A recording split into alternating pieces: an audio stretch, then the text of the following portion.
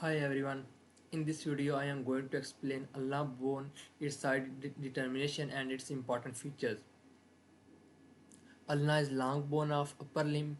It is medial bone of forearm. Above it articulate with trochlea of humerus to form part of elbow joint and also with head of radius to form superior radio-ulnar joint, and at the distal end it articulate with ulnar notch of radius to form inferior radio-ulnar joint. It consists of three parts. This one is its upper end, this long part is shaft of ulna, and this one is its lower end. Let us discuss all of its parts one by one. Its upper end. This one is its upper end. Its upper end consists of a process called olecranon process. This olecranon process consists of five surfaces. This is superior surface of olecranon process. This superior surface is rough in its posterior aspect. This is medial surface of olecranon process. This medial surface you can see is continuous with medial surface of ulna. And this one is lateral surface of olecranon process. This lateral surface is also continuous with lateral surface of ulna bone. This is anterior surface of olecranon process. This is anterior surface form part of trochlear notch. This hole is trochlear notch, and this is posterior surface of olecranon process. This posterior surface contain a triangular area which is subcutaneous, and its upper end also contain coronoid process. This hole is coronoid process. This coronoid process consists of four surfaces. This is its anterior surface.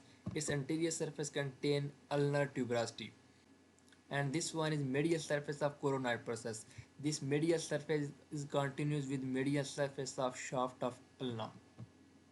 This one is lateral surface. This lateral surface consists of two important features. Above it contain a notch. This notch is called as radial notch of ulna because it articulates with head of radius to form superior radio-ulnar joint. And below this notch there is depression. This depression is for radial tuberosity of radius. And third important feature of upper end is trochlear notch. This trochlear notch articulate with trochlea of humerus to form part of elbow joint. This is lower end of ulna. This lower end consists of two important features. This one is head of ulna. This head articulate with ulnar notch of radius to form inferior radio-ulnar joint, and you can see, and also, and medial surface of lower end is prolonged downward to form a projection. This is called as styloid process of ulna. On the posterior surface of lower end, between this styloid process and this head of ulna, there is groove. This groove contains tendon of extensor carpi ulnaris. Its shaft consists of three borders and three surfaces. This one is anterior border. This anterior border starts from medial sides of ulnar tuberosity, then move downward and become continuous with medial side of styloid process. This is lateral or anterocious border.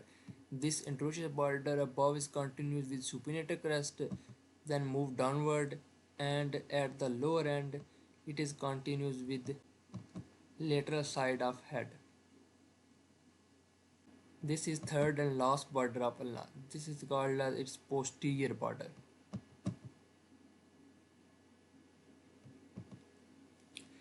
Its shaft also contains three surfaces. This surface is called as anterior surface. Its anterior surface is between its lateral border and its anterior border. This surface is called as its medial surface. Its medial surface is between its anterior border and between its posterior border. This third surface is called as its posterior surface. This posterior surface is between its posterior and lateral border. And its height determination is also very easy. Its upper end can be recognized by this olecranon process, and this lower end from this styloid process, and its anterior surface you can recognize from this ulnar tuberosity, and its posterior surface from this groove, and its lateral side you can recognize from this styloid process. That's all about Allah, and in the description there is also a link for practice MCQs, and if you like my video then please subscribe to my channel.